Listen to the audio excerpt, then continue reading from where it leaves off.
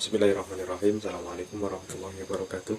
Bismillah, alhamdulillah, wassalatu wassalamu ala rasulillah Sayyidina Maulana Muhammadin bin Abdillah wa ala alihi wa sahbihi wa mawala.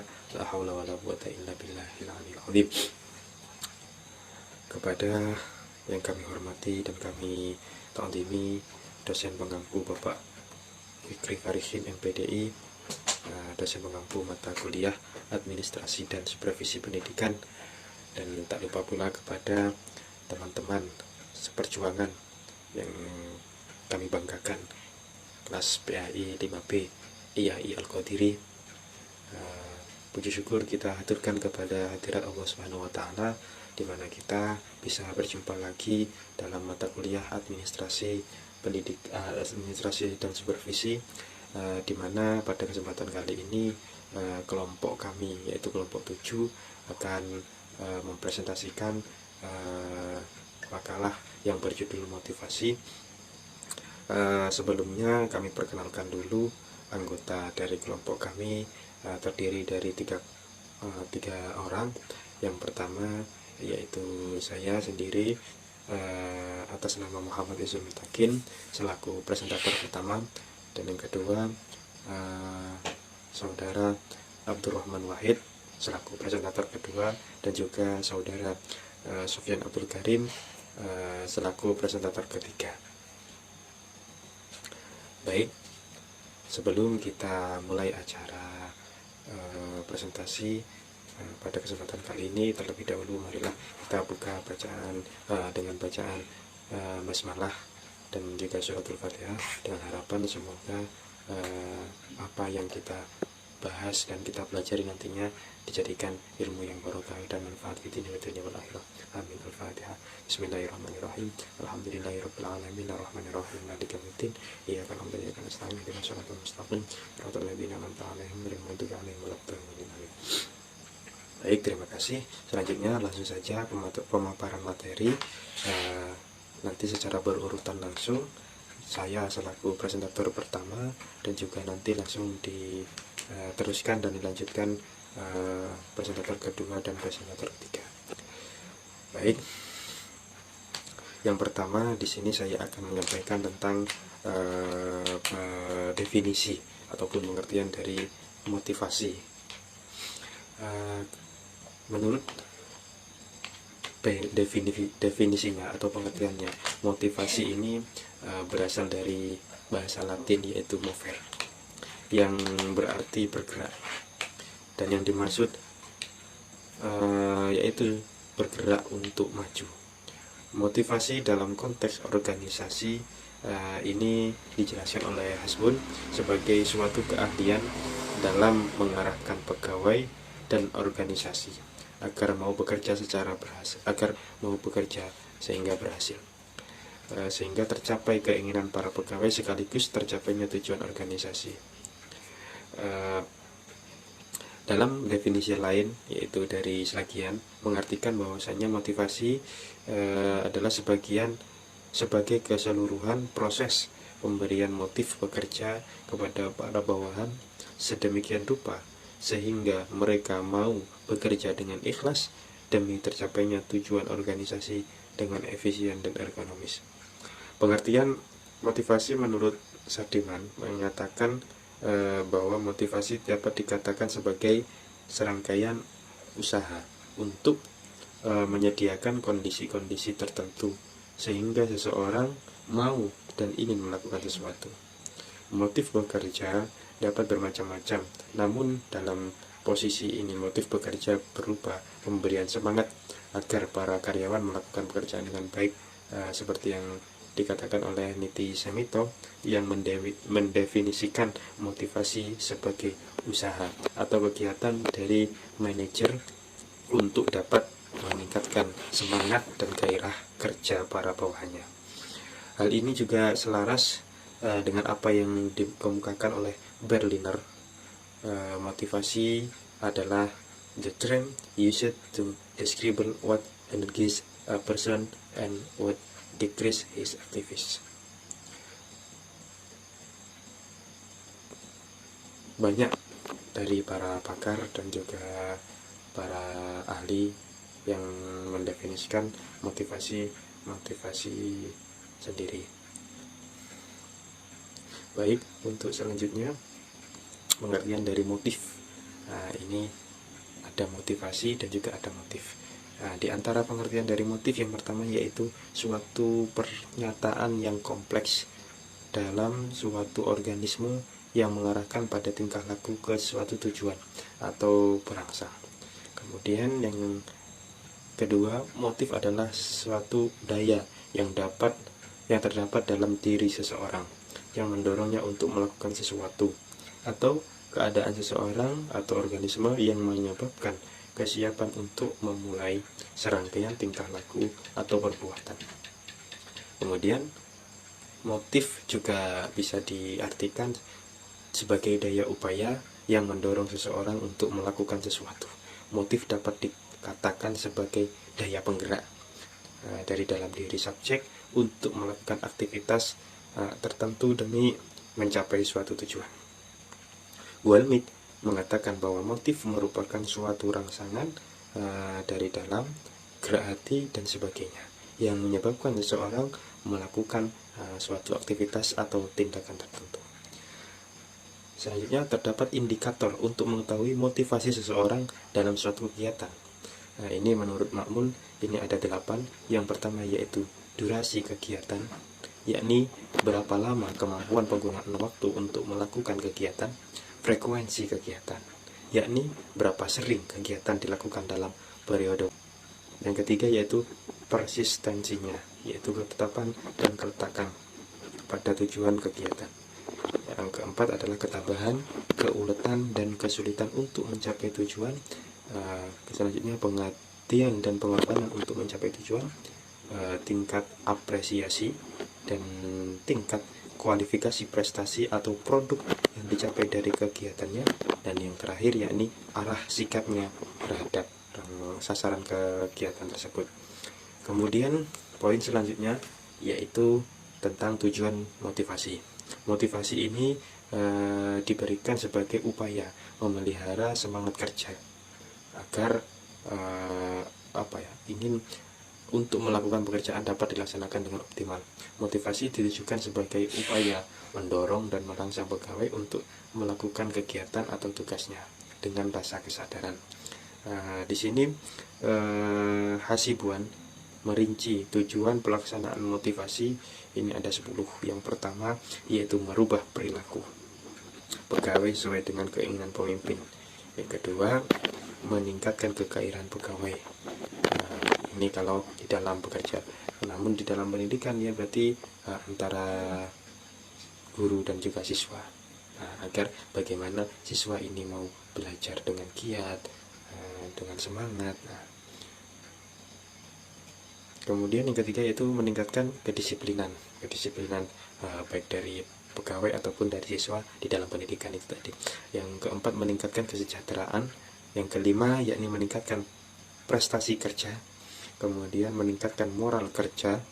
Yang keenam yaitu meningkatkan rasa tanggung jawab pegawai terhadap tugas-tugas. Selanjutnya meningkatkan produktivitas dan efisien, memperbesar rasa tanggung jawab pegawai terhadap perusahaan, dan yang terakhir yakni memperbesar partisipasi pegawai terhadap perusahaan. Mungkin itu saja yang dapat saya sampaikan. Kami akhiri. Assalamualaikum warahmatullahi wabarakatuh. Baiklah, assalamualaikum warahmatullahi wabarakatuh. Saya akan mulai untuk materi yang kedua, yaitu terkait dengan prinsip-prinsip motivasi. Seperti yang kita ketahui bersama dari pemateri-pemateri tadi terkait dengan pengertian motivasi itu sudah banyak disinggung. Jadi motivasi itu adalah dorongan kepada kita untuk menjadi lebih baik. Itu sepengetahuan saya terkait dengan motivasi. Untuk yang selanjutnya prinsip-prinsip motivasi, di sini ada beberapa poin banyak terkait dengan prinsip-prinsip motivasi. Salah satunya di situ adanya prinsip kompetisi. Yang satu, prinsip kompetisi. Apa itu prinsip kompetisi dalam motivasi? Di mana di sini adanya upaya untuk memberikan kesempatan kepada setiap orang memperlihatkan seluruh kemampuannya dengan difasilitasi secara sehat dan benar. Nah, di sini merupakan dalam hal prinsip kompetisi, karena banyak kan di dunia pendidikan di mana di situ ketika kita berkompetisi, terus kemudian kita melihat ada yang menjadi penyemangat untuk kita. Nah, itu termasuk bagian dari motivasi kepada diri kita sendiri. Kemudian nomor 2 yaitu prinsip pemacu. Apa itu prinsip pemacu? Prinsip yang dalam upaya itu memberikan sebuah dorongan yang berupa tindakan positif sehingga pihak yang diberi motivasi di situ menyegarkan melakukan tindakan tersebut. Jadi istilahnya diberikan pacuan, diberikan semangat lebih dalam lagi terkait dengan apa yang dilakukan. Nah, di situ termasuk prinsip pemacu. Jadi ada istilahnya ada pemacunya. Apa ya istilah kalau diibaratkan di situ pecut ya. Pecut bagi seseorang yang kurang semangat, sehingga di situ diberikan arahan, diberikan semacam bimbingan. Nah, di situ termasuk dalam prinsip pemacu. Terus yang ketiga, di sini ada prinsip ganjaran dan hukuman. Nah, di sini juga termasuk dalam prinsip motivasi, di mana ganjaran dan hukuman itu biasanya dilakukan salah satunya kepada kita contohkan kepada dunia pendidikan anak-anak ya. Di mana di situ ketika seorang anak di situ mengerjakan soal, tiba-tiba soalnya banyak yang salah. Nah, di situ diberikan semacam ganjaran ataupun hukuman, ya kamu salah, kamu akan diberikan hukuman ketika perjanjian awal ya, ketika kamu salah akan diberikan hukuman menulis kembali ya, menulis cerita terkait dengan contohnya pelajaran PAI, cerita tentang Rasulullah. Di situ termasuk motivasi, oh biar ketika saya tidak banyak salah, maka yang bersangkutan itu akan termotivasi untuk belajar. Nah, begitupun ganjaran ketika seorang anak itu berprestasi, maka diberikan semacam imbalan. Itu termasuk dalam prinsip ganjaran dan hukuman. Untuk selanjutnya yaitu terkait dengan prinsip kejelasan dan kedekatan tujuan. Nah, di sini yang dimaksudkan adalah bahwa apabila suatu pekerjaan di situ sudah jelas dipahami, maka akan memberikan dorongan tersendiri bagi orang yang mengerjakan hal tersebut. Jadi ada kejelasan dan ada kedekatan dari suatu tujuan itu. Jadi sudah jelas, oh ini seorang ini rajin, maka di situ sudah jelas. Jadi akan termotivasi untuk beberapa temannya itu. Terus kemudian pemahaman hasil. Ini prinsip yang kelima, pemahaman hasil, di mana di situ ada pengetahuan atau pengertian dari seseorang untuk memahami hasil kerja yang akan diperoleh nanti setelah pekerjaan tersebut selesai. Jadi di situ pemahaman hasil di situ termotivasi. Oh, saya melakukan pekerjaan menyelesaikan RPP. Jadi hasil dari RPP-nya di situ itu termasuk dalam motivasi pemahaman hasil. Jadi untuk yang lain rekan-rekan kerja akan lebih semangat lagi ya. Jadi termotivasi dengan hal seperti itu.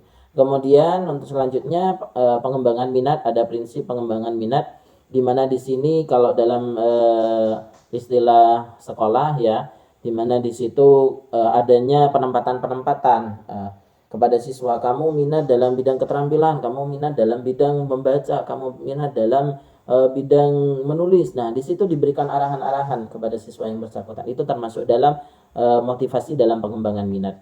Kemudian pengembangan lingkungan yang kondusif. Ini juga di situ kenapa memberikan motivasi terutama dalam lingkungan ya, karena misal di situ lingkungan sekolah ya, di kelas ternyata di kelas itu tidak ada ventilasi udara, terus kemudian seorang anak itu belajar sumuk, akhirnya di situ memberikan dampak yang buruk buat anak tersebut. Jadi kalau kita buat semacam ada kelas yang sejuk, kelas yang enak, di situ semisal dalam beberapa pertemuan akan ada kelas ini menempati untuk kelas yang sejuk itu, itu ada semangat tersendiri, ada motivasi, ada dorongan dari siswa yang bersangkutan untuk melakukan kegiatan di tempat itu. Nah, itu namanya motivasi dari prinsip lingkungan. Terus kemudian ada motivasi dalam lingkup keteladanan, di mana di sini kita melihat kalau keteladanan ya antara yang rajin dengan yang tidak rajin, itu pastinya kita melihat. Nah, dari di situ memberikan dampak yang baik untuk orang-orang, untuk anak-anak atau orang-orang yang tidak teladan. Jadi oh, di situ teladan, hasilnya di situ memuaskan. dia menjadi yang terbaik. Nah, di situ memotivasi orang lain atau anak lain untuk lebih semangat. Di situ juga termasuk dalam prinsip keteladanan. Itu terkait dengan prinsip-prinsip motivasi. Kemudian saya lanjut terkait dengan jenis dan teori motivasi. Di sini juga banyak jenisnya. Yang pertama ada jenis motivasi. Jenis motivasi sendiri itu ada dua, ada intrinsik dan ada ekstrinsik. Apa itu jenis motivasi yang intrinsik? Yaitu keinginan untuk bertindak yang disebabkan adanya faktor individu, itu dari dalam. Itu namanya jenis motivasi intrinsik. Di mana di situ yang pertama ada teori motivasi ekspektansi, di mana di sini juga ada beberapa pendapat ya. Ada di sini teori valensi ekspektansi from ya, di mana motivasi seseorang ke arah suatu tindakan pada suatu waktu tertentu ditentukan oleh antisipasinya terhadap nilai dan hasil tindakan itu. Jadi ada positif ataupun negatif dari tindakan yang dilakukan oleh seseorang itu sendiri. Ini termasuk dalam teori motivasi ekspektansi. Juga ada teori motivasi Paton ya. Di sini ada beberapa motivator penting yang bersifat di sini dari teori motivasi Paton, di mana ada tantangan dalam pekerjaan, itu menjadi motivasi kita untuk menjadi lebih baik. Jadi karena dalam pekerjaan tidak hanya sekedar kita senang, tapi tidak ada tantangan untuk ke depan kita menjadi lebih baik. Itu tantangan dalam pekerjaan. Ada status ya, terus kemudian dari status di bawah kemudian tinggi. Nah, itu dalam hal status itu menjadi motivasi kita juga. Itu kalau dalam lingkungan seperti status dari atasan bawahan. Nah, itu termasuk motivasi dari luar, namanya behavior. Terus dorongan mencapai kepemimpinan, terus dorongan untuk bersaing, terus rasa takut, uang, itu juga termasuk dalam motivasi Paton ini sendiri. Jadi termasuk behavior, motivasi yang berasal dari luar. Itu saja dari saya terkait dengan beberapa yang disampaikan terkait dengan motivasi. Jadi ada jenis-jenis motivasi dan ada terkait dengan teori-teori motivasi itu sendiri. Ya, sekian dari saya. Assalamualaikum warahmatullahi wabarakatuh. Bismillahirrahmanirrahim. Assalamualaikum warahmatullahi wabarakatuh. Di sini saya akan menjelaskan terkait latar belakang adanya faktor dan teknik-teknik dalam motivasi. Yang pertama, faktor motivasi. Sebagaimana dijelaskan oleh Soekarno tahun 1977 di dalam bukunya, bahwasanya faktor-faktor yang ada di dalam motivasi, yang pertama, karena adanya sebuah kebutuhan manusia.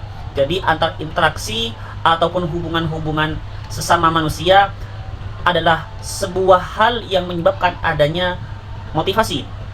Yang kedua, karena kebutuhan hubungan. Jadi antara sesama manusia, sebagai relasi sesama manusia, di situ juga melahirkan sebuah latar belakang adanya faktor yang latar belakang adanya motivasi. Yang kedua, kebutuhan hubungan. Lalu yang ketiga, kepemimpinan. Seorang pemimpin juga membutuhkan sebuah motivasi. Karena adanya pemimpin, dari pemimpin kepada rakyat atau atasan kepada bawahan, di situ juga melatar belakangi adanya faktor yang mengenai motivasi. Dan yang keempat, perangsang atau respon, feedback atau timbal balik.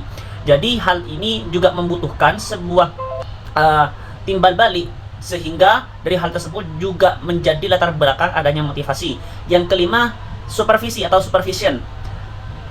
Dan yang keenam, sikap dan semangat atau attitude dan moral.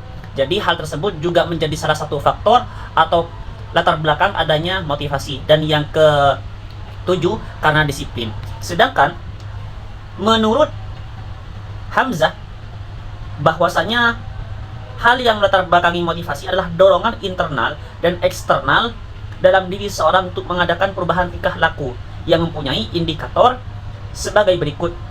Faktor intrinsik, yaitu satu, adanya hasrat dan keinginan untuk berhasil. Dan yang kedua, adanya dorongan dan kebutuhan dalam belajar. Yang ketiga, adanya harapan dan cita-cita masa depan. Yang keempat, adanya penghargaan dalam belajar. 5. Adanya kegiatan yang menarik dalam belajar. Dan yang keenam, adanya lingkungan belajar yang kondusif. Jadi aspek-aspek yang mempengaruhi motivasi atau menentukan intensitas dari motivasi dikenal sebagai dimensi motivasi. Hal ini dijelaskan di dalam bukunya Singgih D. Gundarsa tahun 2008.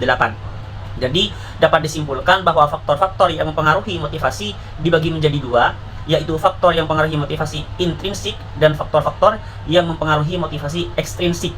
Faktor-faktor yang mempengaruhi motivasi intrinsik yaitu adanya hasrat dan keinginan berhasil, adanya dorongan dan kebutuhan dalam belajar, adanya harapan dan cita-cita masa depan, adanya penghargaan dalam belajar. Sedangkan faktor yang mempengaruhi motivasi ekstrinsiknya yaitu adanya penghargaan dalam belajar, adanya kegiatan yang menarik dalam belajar, dan adanya lingkungan belajar yang kondusif. Selanjutnya terkait teknis motivasi.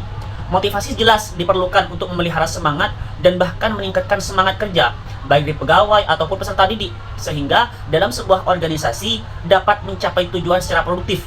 Berdasarkan kajian terhadap hasil penelitian para ahli tentang motivasi, yaitu hal yang sudah dipelajari beberapa aktivitas yang dapat dijadikan teknik memotivasi baik dari perbaikan iklim dan kualitas tempat kerja atau tempat belajar, sampai kepada perbaikan dan peningkatan perilaku hubungan insani di antara personal, serta memberikan reward atau penghargaan yang memadai dan menantang kerja. Nah, Niti Semito dalam bukunya pada tahun 1992 telah merinci teknik-teknik motivasi sebagai berikut. Yang pertama, pemberian gaji yang cukup, ini jika di dalam hal dunia kerja. Yang kedua, memperhatikan kebutuhan sosial. Dan yang ketiga, sesekali menciptakan suasana santai, memperhatikan harga diri, menempatkan karyawan pada posisi yang tepat, memberikan kesempatan untuk maju, memperhatikan perasaan aman para pegawainya untuk menghadapi masa depan, mengusahakan loyalitas karyawan, sesekali mengajak karyawan untuk berunding, memberikan intensif dan fasilitas yang menyenangkan. Mungkin cukup itu penjelasan dari saya. Kurang lebihnya mohon maaf. Akhirul kalam. Wassalamualaikum warahmatullahi wabarakatuh.